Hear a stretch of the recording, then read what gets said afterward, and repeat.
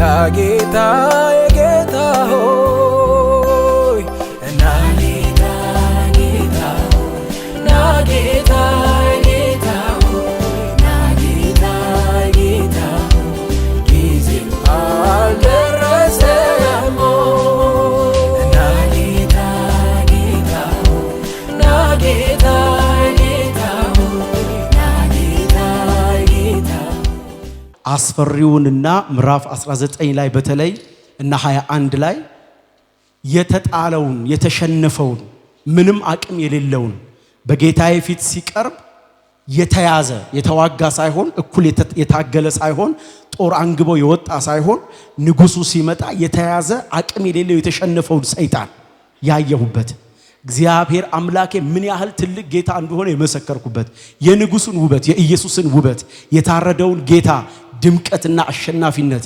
ያየሁበት መጽሐፍ ነው።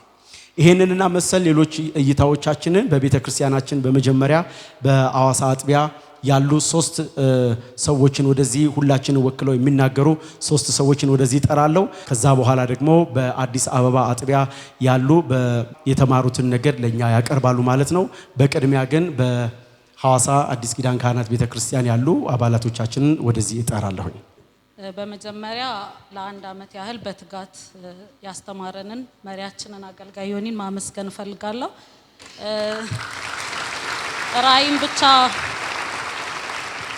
የራእይ መጽሐፍን ብቻ ሳይሆን ከበፊትም ጀምሮ እንደ እድል እኔ እዚህ ቸርች ውስጥ ነው ጌታን አግኝቼ የውሃ ጥምቀት የወሰድኩትና ከፋውንዴሽን ጀምሮ እስከዚህ ድረስ ስላስተማርከኝ በጣም ነው ማመሰግነው። ደግሞ በጣም ነው የምወድህ።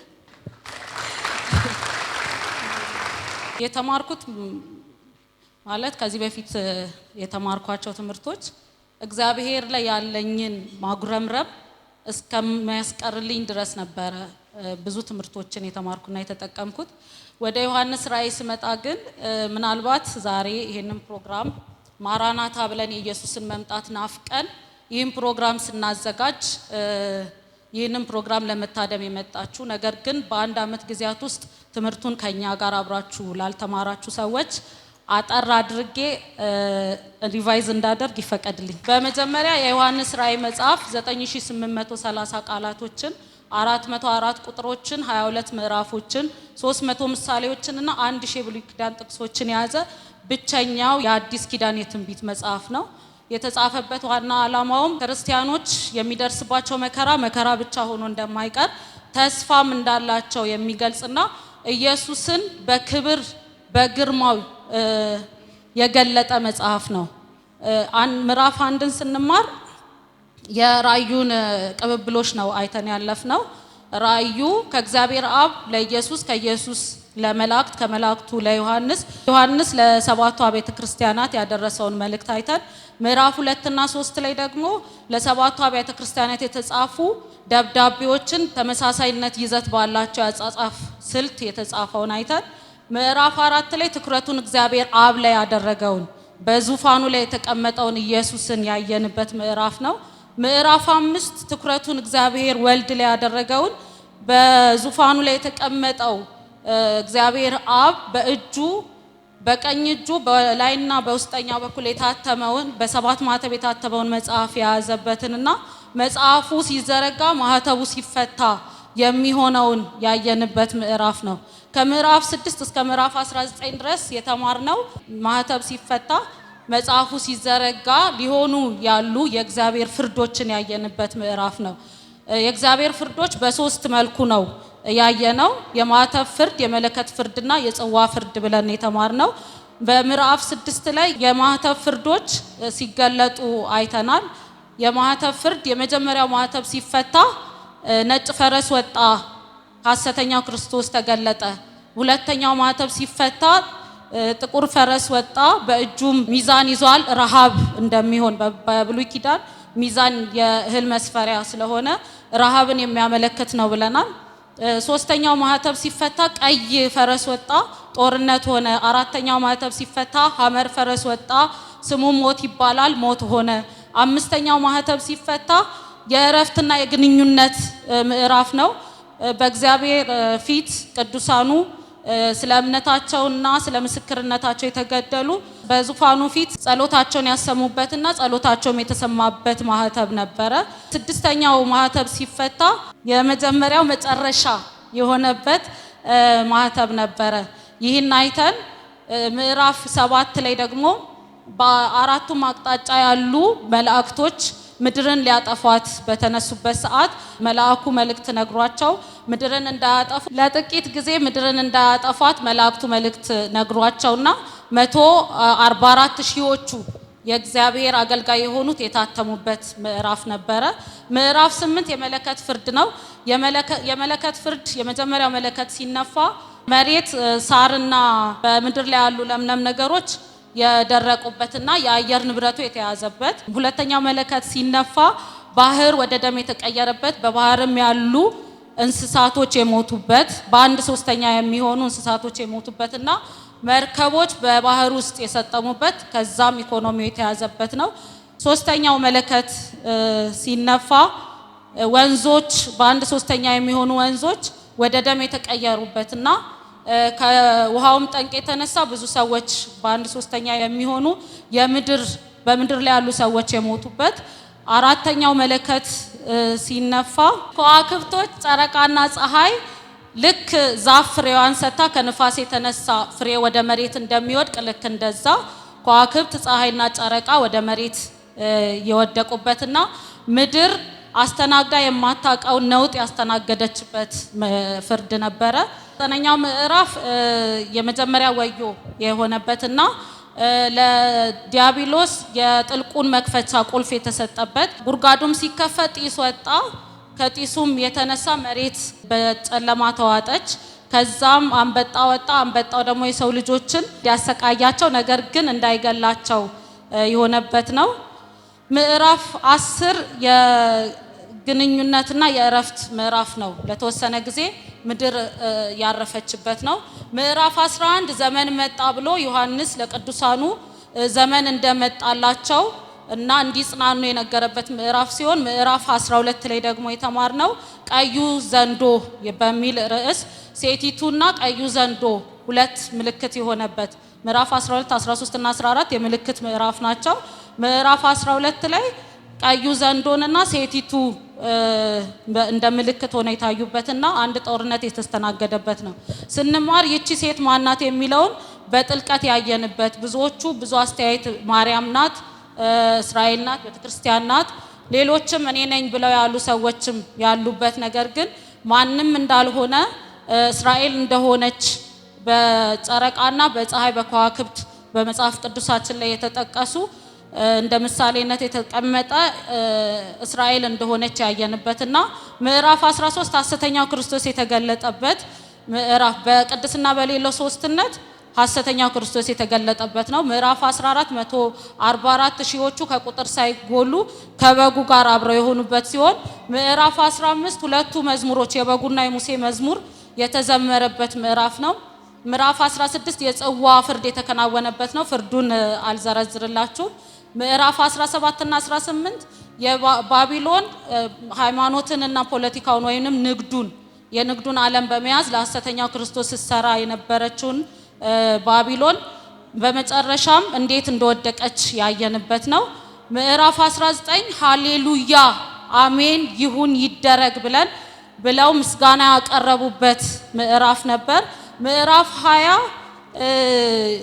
የሺህ ዓመታትን መንግስት ያየንበት፣ እንደ ቤተክርስቲያናችንም የሺህ ዓመት መንግስት አለ ብለን የምናምንበት ሲሆን ምዕራፍ 21 ላይ አዲሲቷን ኢየሩሳሌምን ያየንበት፣ አሁን የምንናፍቃትን ልንሄድ የምንጓጓላትን ኢየሩሳሌምን ያየንበት የተማርንበት ሲሆን ዛሬ ደግሞ ማራናታ ብለን ጌታ ሆይ ቶሎና እያልን የኢየሱስን መምጣት የናፈቅንበት ያየነው የምንማረው ምዕራፍ ነው። ጌታ ይባረክ። በእነዚህ ሁሉ ምዕራፎች ውስጥ እኔ በግሌ የተጠቀምኩት ብዙ ነገር አለ። መጽሐፉን የሚያነበው የሚጠብቁና የሚሰሙ ብፁዓን ናቸው ብዙ በረከትን ያገኛሉ እንደሚል በዚህ ዓመት ውስጥ ብዙ በረከትን ያገኘሁበት፣ ብዙ ታምራቶች በህይወቴ የሆኑበት፣ የተጠቀምኩበት ድንቅ ትምህርት ሆኖ አግኝቼዋለሁ። ጌታ ይባረክ። ሌላው አውሬውን ሳይሆን ኢየሱስን በግርማው በክብሩ ያየሁበት ምዕራፍ የእግዚአብሔርን የፍቅሩን ጥግ ያየሁበት መጽሐፍ ሆኖ አግኝቼዋለሁ። በመጨረሻም ጠቅለል ለማድረግ ሐሳቤን እንኳን ክርስቲያን ሆንኩኝ፣ እንኳን ዳንኩኝ፣ በመዳኔ ክርስቲያን በመሆኔ የተደሰትኩበት ድንቅ ትምህርት ነበረ። አመሰግናለሁ። ጊዜው አልደረሰም ሆይ እና ጌታ የጌታ ሆይ እና ጌታ ጌታ ሆይ እና ጌታ ጌታ ሆይ እና ጌታ ጌታ ሆይ ጊዜው አልደረሰም ሆይ እና ጌታ ጌታ ሆይ እና ጌታ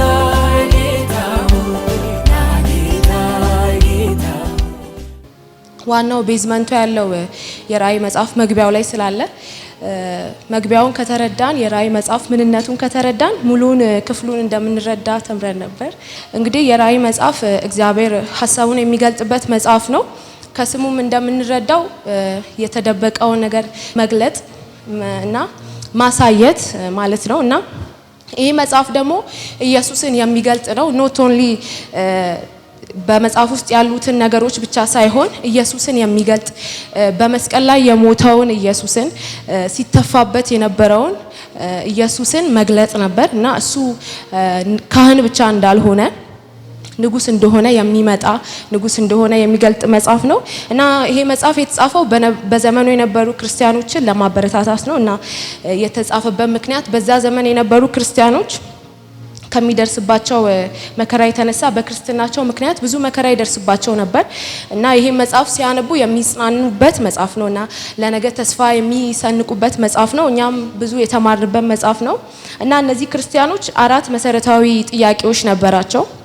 አንደኛው ክርስቶስ ሊሞትለት የሚገባ አምላክ ነው ወይ ብለው ያስቡ ነበር ከመከራቸው የተነሳ። ሁለተኛው ደግሞ የስልጣን የበላይነት ያለው በእግዚአብሔር እጅ ነው ወይስ በቄሳር እጅ ነው ብለው ያስቡ ነበር። ምክንያቱም ቄሳር የወደደውን ያደርግባቸው ነበር፣ የወደደውን ይገድል ነበር፣ የወደደውን ያድን ነበር። ስለዚህ እነዚህ ክርስቲያኖች የስልጣን የበላይነት ያለው በማን እጅ ነው የሚል ጥያቄ ነበራቸው። ሶስተኛው ደግሞ ስንሰቃይና በችግር ስናሳልፍ ኃጢአተኞች እንዳሻቸው ሲሆኑ እግዚአብሔር እንዴት ዝም ይላል ይሉ ነበር እና ምዕራፍ 1 ላይ ስናጠና የድል መስታወትና የተስፋ መስታወት ነው ብለን ነበር። የድል መስታወት እግዚአብሔር ዲያብሎስን እንዴት እንደሚቀጣው፣ የተስፋ መስታወት ደግሞ በመከራን የነበሩትን ክርስቲያኖች ተስፋ እንዳላቸው የሚናገር ነው። ስለዚህ እነዛ ክርስቲያኖች ስንሰቃይና በችግር ውስጥ ስንሆን እግዚአብሔር እንዴት ዝም ይላል ሲሉ የድል መስታወት ሆኖላቸው ያ መጽሐፍ የተስፋ መስታወት ነበረላቸው እና ደግሞ አራተኛው መጨረሻችን ምንድነው ይሉ ነበር እና ተስፋ የሰጠው የታመነ ነውና መጨረሻቸው እንደሚመጣ ይሄ መከራቸው መከራ ብቻ ሆኖ እንደማያበቃ፣ ችግራቸው ችግር ብቻ ሆኖ እንደማያበቃ አዲስ ሰማይና አዲስ ምድር እንደተዘጋጃላቸው የሚያውቁበት መጽሐፍ ነው። በሰባት መልኩ አይተን ነበር ይሄ መጽሐፍ። አንደኛ የፍቅር መስታወት፣ ይህ ማለት እግዚአብሔር ለሰዎች ያለውን ፍቅር የምናይበት መጽሐፍ ነው እና ታስታውሱ እንደሆነ በዘፍጥረት የሞተውን ሰውና በራእይ ደግሞ በኢየሱስ ክርስቶስ ከማመኑ የተነሳ የሚከብረውን ሰው እግዚአብሔር ያከበረውን ሰው አይተን ነበር። ሁለተኛው ደግሞ የተስፋ መስታወት ነው። ቅድም እንዳልኳችሁ ክርስቲያኖች ተስፋ የሚያገኙበት መጽሐፍ ነው። ሶስተኛው ደግሞ የድል መጽሐፍ ነው ብለን ነበር። ዲያብሎስን እንደሚቀጣው ያየንበት መጽሐፍ ነው። አራተኛው ደግሞ የምስጋና መስታወት ነው ብለን ነበር። አምስተኛው ደግሞ የሁለት ዓለም መስታወት ነው። ዮሐንስ የምድር በሮች ዘግተውበት ቢሆንም ነገር ግን የሰማይ ደጆች ተከፍተው ነበር እና ደግሞ ዮሐንስ በፍጥሞ ደሴት ታስሮ የነበረው ወንጀለኛ ሆኖ አይደለም። በወንጌል ምክንያት በዘመኑ የነበሩ ክርስቲያኖች በጣም በሮም አገዛዝ ስለነበረ በጣም በስቃይ ውስጥ ስለሚሆኑ በወንጌል ምክንያት ነበር እና የታማኝነት መስታወት ነው። እስከ ሞት ድረስ የምንታመንበት ብሎ መሪያችን አስተምሮን ነበር። እስከ ማጣት ብቻ ሳይሆን እስከ ሞት ድረስ እና መከራችን መከራ ሆኖ እንደማይቀር አይተን ነበር። ሰባተኛው ደግሞ የሥርዓት መስታወት ነው ብለን ነበር። የሥርዓት መስታወት ስንል በሰማይ ዋጋ ያላቸውን አምልኮ ያየንበት መጽሐፍ ነው። ሌላኛው በጣም የገረመኝ ነገር ዮሐንስ ሰላምታውን ሲገልጽ ነበር እና ያለው የሚመጣው እና ሁሉን የሚገዛ ከሚገዛው ጌታ ብሎ ነበር ሰላምታውን ሲያቀርብ የነበረው ለሰባቱ አብያተ ክርስቲያናት። ይህ ማለት ደግሞ ካለው የሚለው ከአባቱ ጋር ዓለማትን ከፈጠረው ሲሆን ከነበረው ደግሞ ከሚመጣው ከሚገዛው ጌታ ማለት ነው። ይህ ማለት ደግሞ ኢየሱስ ክርስቶስ ዘጸአት ላይ ታስታውሱ እንደሆነ እግዚአብሔር ሙሴን ሲጠራው ራሱን የገለጠበት ስሙ ነበረ እና ኢየሱስ ክርስቶስ አምላክ ፈጣሪ እንደሆነ ያየንበት ክፍል ነው እና ሌላኛው ደግሞ ስለ አብያተ ክርስቲያናት ነበረ። ስለ መቅረዙ ስናወራ ማለት መቅረዝ ስንል 7 ጫፎች ያሉትና አንድ ቋሚ ያለው ነው ብለን ነበር እና ያ ማለት ደግሞ 7ቱ የአብያተ ክርስቲያናት ሲሆኑ አንዱ ጫፍ ደግሞ ክርስቶስ ነው እና በዛ መቅረዝ ዘይት ይሞላ ነበረ። ያ ዘይት መንፈስ ቅዱስ ነው ብለን ነበር እና ስለ ቤተክርስቲያን ስናወራ 2 ቤተክርስቲያኖች አልተነቀፉም፣ ሰምርኔስ እና ፊላደልፊያ እና ክርስቶስ ለደከሙትም ለበረቱትም ቤተክርስቲያን የቅርብ እንደሆነ ጫፉ አንዱ ቋሚው ክርስቶስ ነው እና ለሁሉም የቅርብ እንደሆነ አንድ ቤተክርስቲያን ስለደከመች እንደማይርቃት ወይም ደግሞ አንድ ቤተክርስቲያን ስለበረታች ከዛች አብልጦ እንደማይርቃት ያየንበት መጽሐፍ ነው። ጊዜው አልደረሰም ሆይ ና ጌታ የጌታ ሆይ ና ጌታ ጌታ ሆይ ና ጌታ ጌታ ሆይ ና ጌታ ጌታ ሆይ ጊዜው አልደረሰም ሆይ ና ጌታ ጌታ ሆይ ና ጌታ ጌታ ሆይ ና ጌታ ጌታ ለወደደን ከኃጢአታችን በደሙ ላነጻን ለመንግስትና ለአምላኩ ካህናት እንድንሆን ላደረገን ለዚህ ጌታ ከዘላለም እስከ ዘላለም ታላቅ ክብርና ምስጋና ይሆንለት። ሃሌሉያ። ዮሐንስ ራእይን ከማጥናታችን በፊት ለራሴ የነበረኝ ጥያቄ ነበረኝ። ከዛ ተነስቼ ነው ዮሐንስ ራእይን ማጥናት የፈለኩኝ። ለረጅም ጊዜ ዮሐንስ ራእይን እያጠናን ነበር። እግዚአብሔር አምላክ ረድቶን ዛሬ ማራናታ ማለት ችለናል። እናም 2 ነገር ብቻ ነው የምናገረው፣ ጥያቄውንና መልሱ። እግዚአብሔር ይመስገን በዚህ ትምህርት ውስጥ የነበረኝን ጥያቄ መልሱን አግኝቻለሁ እና ብዙ ነገር ተብሏል። ወፋፍራሞቹ ነገር ተብሏሉ። ትንሹ ነገር ብቻ ነው የቀረው። እሱ ማንም ሊለው አይችልም፣ እኔ እለዋለሁ። ስለዚህ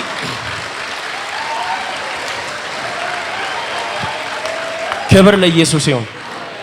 እኔ የነበረኝ ጥያቄ በታላቁ መከራ ጊዜ እኛ አማኞች የት እንሆናለን? ያመንን የት እንሆናለን? የት እንገባለን? ሚል ጥያቄ ነበረኝ። እኔ ከዚህ በፊት የሚመስለኝ ያመንንና ያላመኑት አንድ ላይ ተደባልቀን ሐሰተኛው ክርስቶስና ተከታዮቹ እየመጡ አንድ ጥያቄ የሚጠይቁን ይመስለኝ ነበር። ይህም ጥያቄ do you believe Jesus Christ? ኢየሱስ ክርስቶስን ታምናለህ ወይ? አዎ አምናለሁ ካልክ ትገደላለህ። ኖ አላምነውም ካልክ ደግሞ ማዕተቡ ይመታባ ከነሱ ጋር ትቀላቀላለህ ነበር የሚመስለኝ።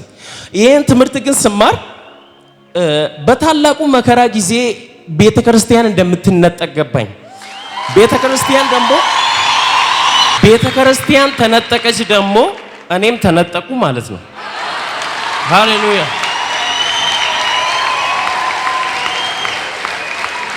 ቢካዝ ባለፈው ተብሎ ነበር የኛ አማኞች ዋጋችን የምናገኘው ታላቁ መከራ አንቀላቀለው። ገብቷችኋል? ስለዚህ ስለማንቀላቀለው እኔ በሰማይ ሆኜ ላይቭ እከታተላለሁ። ሃሌሉያ Yes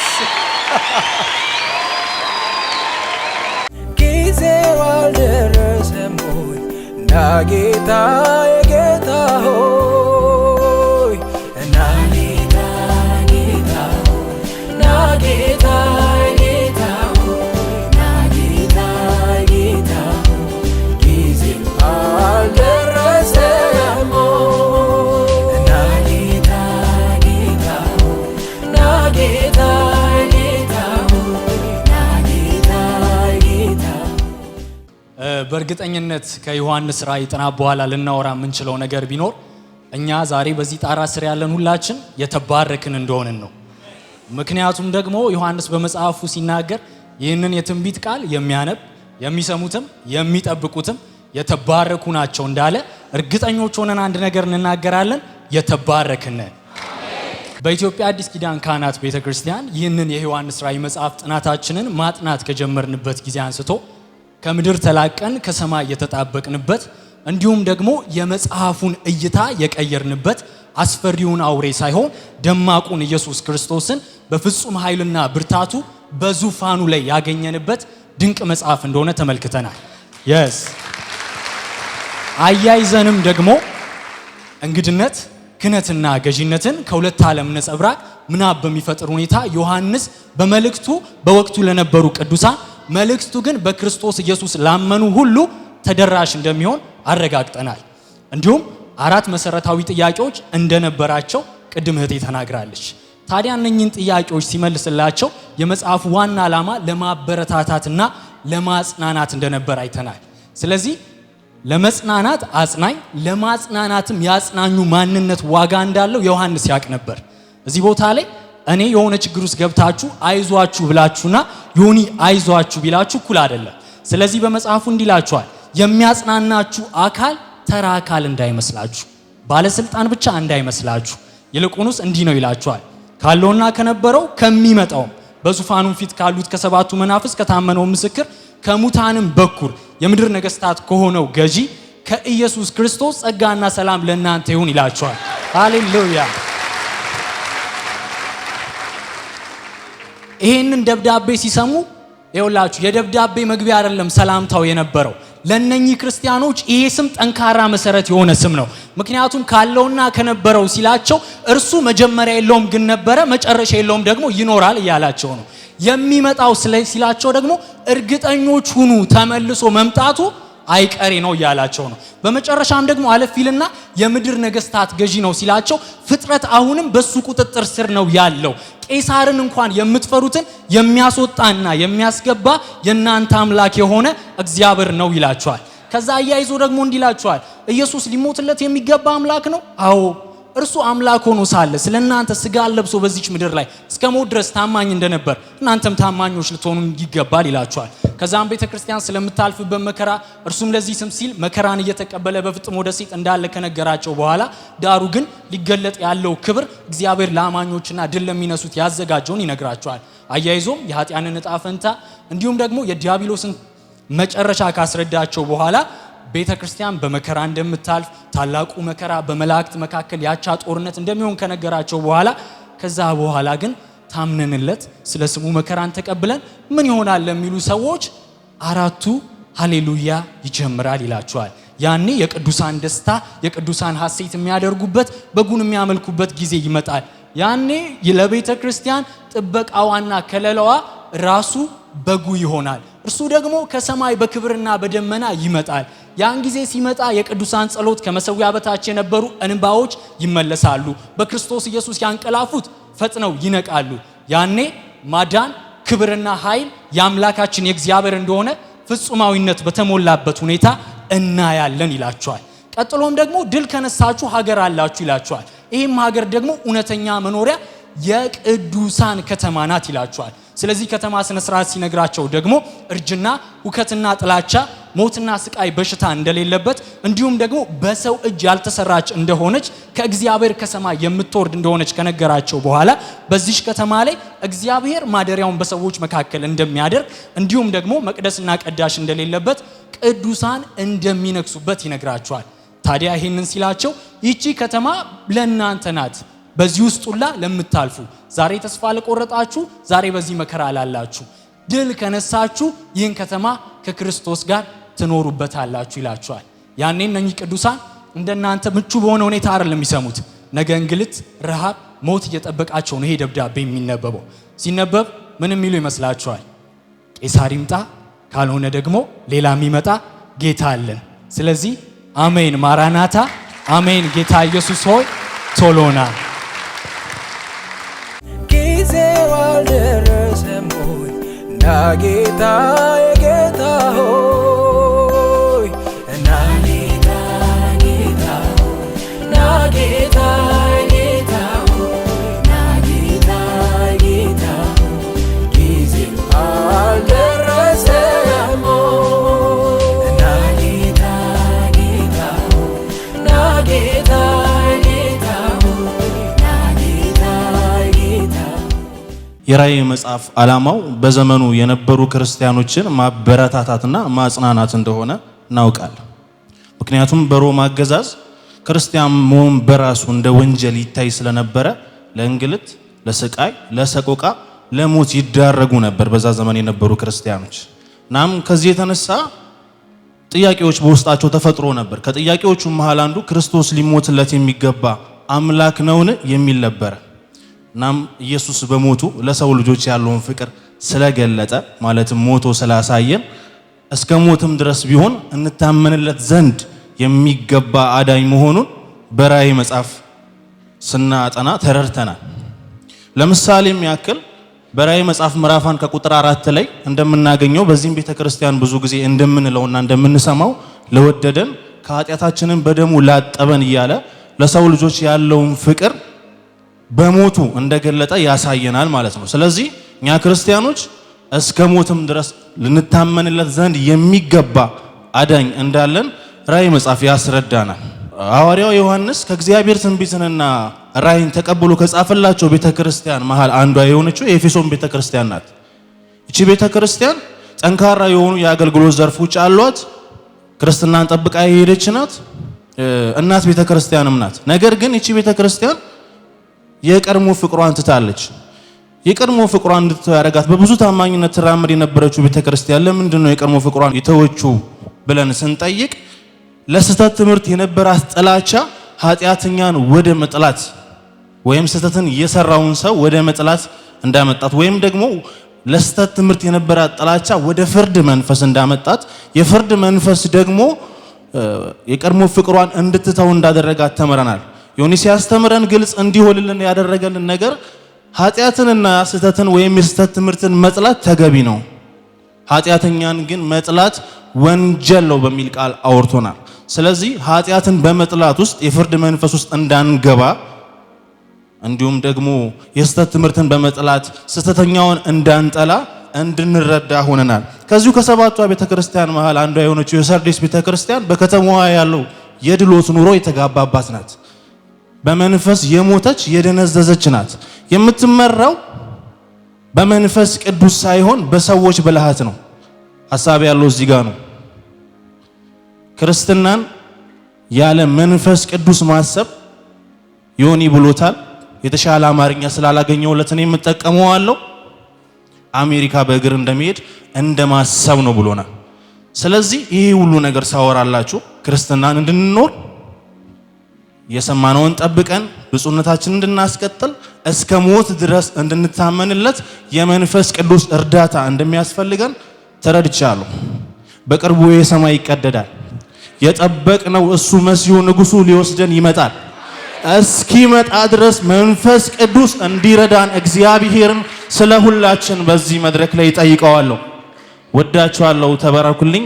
መንፈስ ቅዱስ ይርዳን። ማራናታ አሜን። ጌታ ኢየሱስ ሆይ ቶሎና ጊዜው አልደረሰም ሆይ ና ጌታ የጌታ ሆይ ና ጌታ ጌታ ሆይ ና ጌታ ጌታ ሆይ ና ጌታ ጌታ ሆይ ጊዜው አልደረሰም ሆይ ና ጌታ ጌታ ሆይ ና ጌታ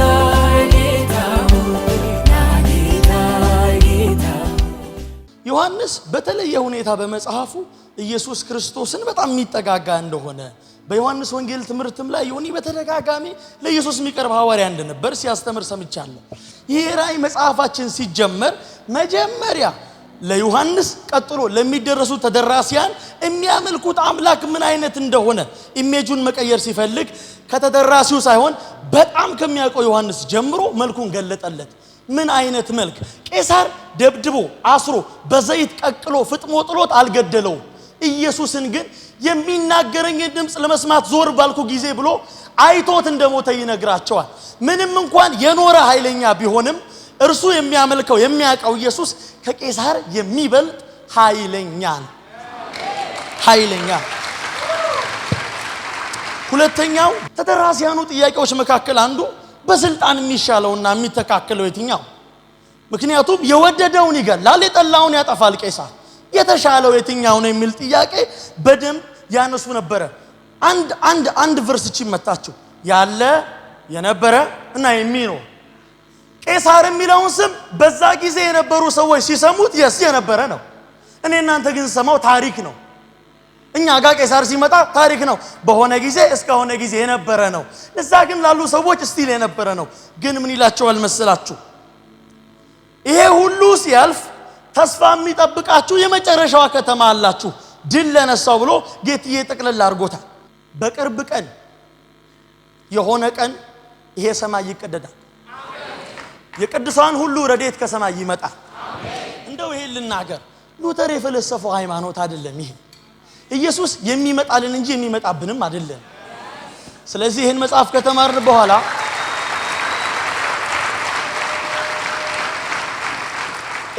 ከተማርን በኋላ በልባችን እንዲሞላ በቲሸርታችንም የለበስነው አንድ ነገር ይሄን ያስታውሰናል። ሰማያት ይቀደዳሉ፣ የወጉት ሁሉ ያዩታል፣ የናቁት ሁሉ የተፉት ሁሉ እያዩት፣ እኛ ግን አብረነው ልንሄድ አብረነው እንድንኖር ሊወስደን ኢየሱስ ክርስቶስ ይመጣል። ጊዜው አልደረሰም ሆይ ና ጌታ የጌታ ሆይ ና ጌታ ጌታ ሆይ ና ጌታ ጌታ ሆይ ና ጌታ ጌታ ሆይ ጊዜው አልደረሰም ሆይ ና ጌታ ጌታ ሆይ ና ጌታ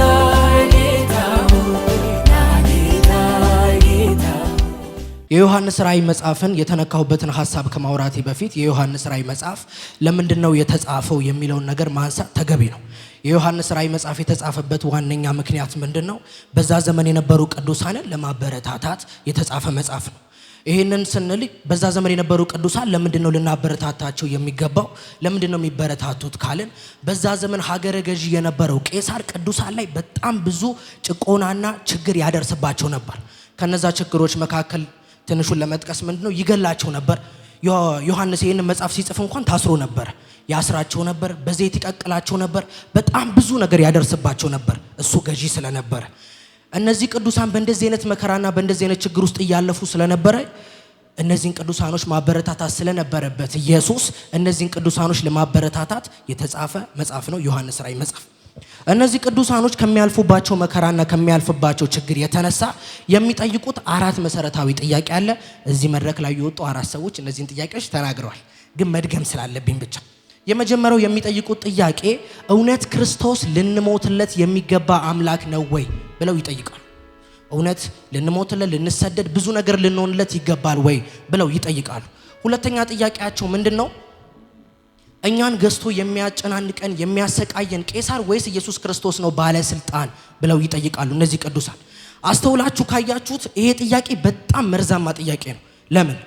ከድቅድቅ ጨለማ አውጥቶ ብርሃን ውስጥ ያስገባቸውን ክርስቶስ ይዟቸው ከሚያሰቃያቸው ቄሳር ጋር ያነጻጽሩታል። ይሄ በጣም መጥፎ ጥያቄ ነው። እንደዚህ አይነት ጥያቄ ይጠይቃሉ። ሶስተኛ ጥያቄያቸው ምንድነው? ያያል ወይ ብለው ይጠይቃሉ። እውነት መቸገራችንን በብዙ መከራ ማለፋችንን ያየዋል ወይ ብለው ይጠይቃሉ። አራተኛ ጥያቄያቸው ይሄ መከራችን ያበቃል ወይ ብለው ይጠይቃሉ። ይሄ መጽሐፍ ሳነብ ከድሮ ቅዱሳን ከኛም የተረዱት አንድ ትልቅ ነገር አለ። እሱ ምንድነው? ድሮ የነበሩትን በጌታ ቤት የምናልፍ ሁላችንም በህይወታችን ስንኖር የተለያየ ጥያቄ እንጠይቃለን። ያንን ጥያቄ ስንጠይቅ በህይወታችን ለምንጠይቀው ጥያቄ እግዚአብሔር መልስ ይዞ መጥቶ ለጥያቄያችሁ ይሄ ነው መልሱ ብሎ ከመናገሩ በፊት የቅዱሳን ጥያቄ በእግዚአብሔር ህይወት ውስጥ ይመለሳል ወይስ በእግዚአብሔር ማንነት ውስጥ ይመለሳል? በጣም የሚያስደንቅ ነገር ነው ይሄ። ይህን ጥያቄ ሲመልስ ኢየሱስ ምን ብሎ መለሰው? መጽሐፍ ቅዱሳችን ላይ ዮሐንስ ራእይ ምዕራፍ 1 ቁጥር 8 ላይ እንደዚህ ያለ የነበራል የሚመጣል ባይዘው የቅዱሳን ጥያቄ ተመለሰ። እልልታ ጭብጨባ ለዚህ ጌታ ይሁንለት። እንዴት መሰላችሁ? ጥያቄያቸው ምን ነበረ? ያየዋል ወይ ብለው ጠይቀዋል። አልጠየቁም። በጣም ችግር ላይ ስለሆኑ ያየዋል ወይ ብለው ጠይቀዋል። ያለ ምን ማለት ነው?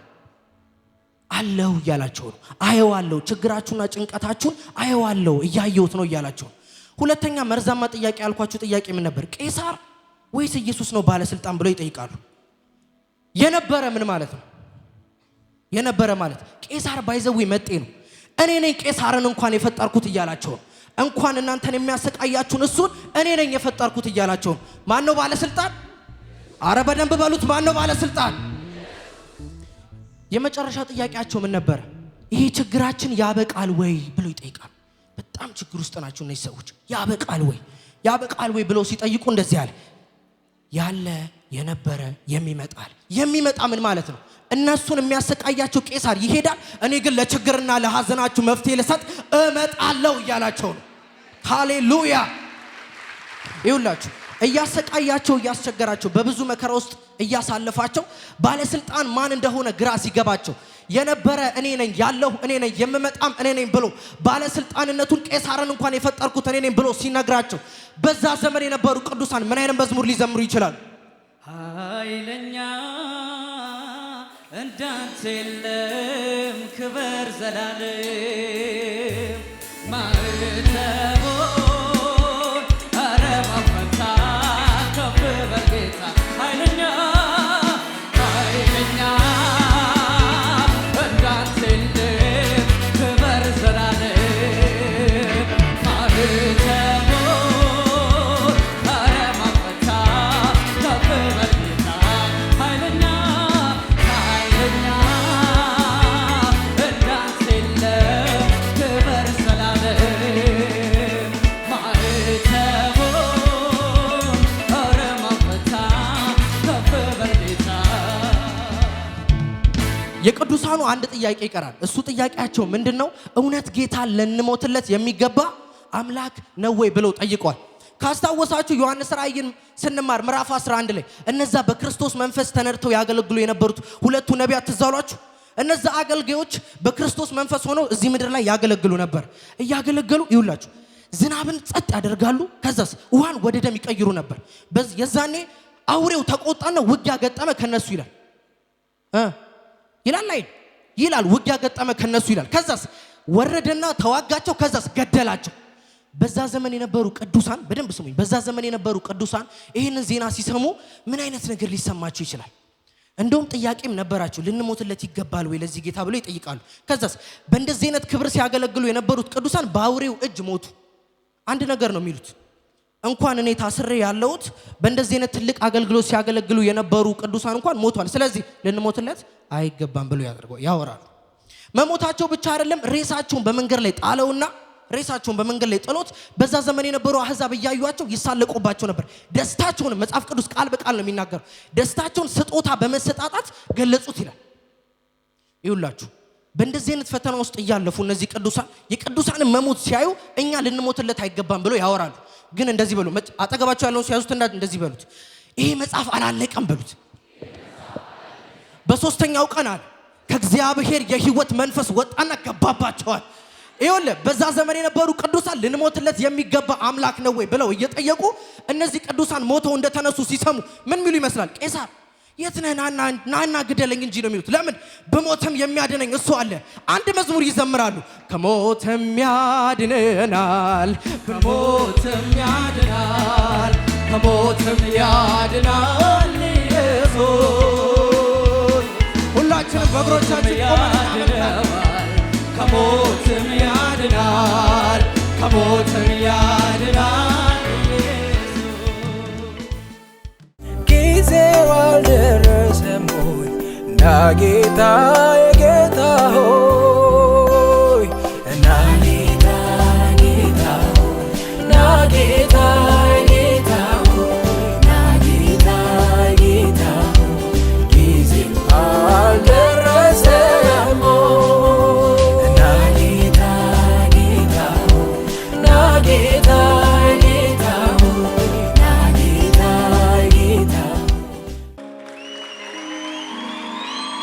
እመጣለሁ ብለህ ቃል ገብተህልናል።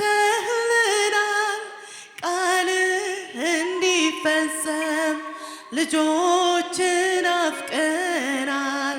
የታረደውን በግ ስለ በደላችን ልናይ እንወዳለን ሁላችን ባይናችን።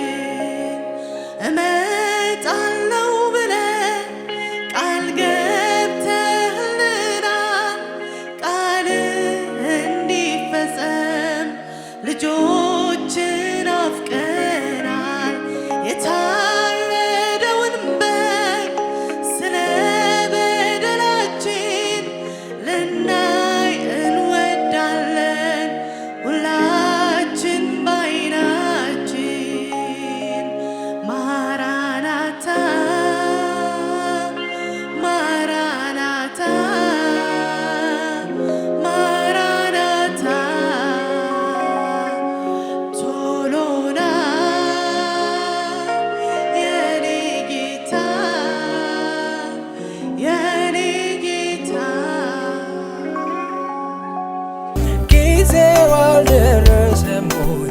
ያ ጌታ የጌታ ሆይ